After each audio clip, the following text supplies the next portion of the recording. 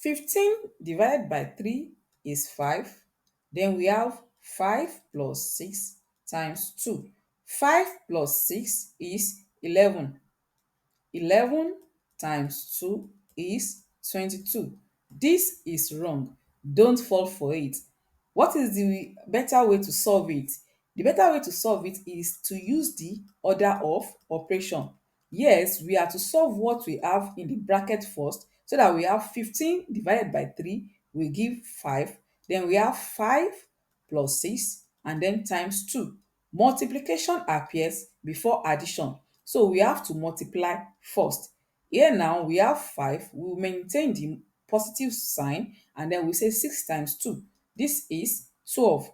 So now we can add 5 plus 12 will give 17, and this is the correct way to solve it. Don't fall for it.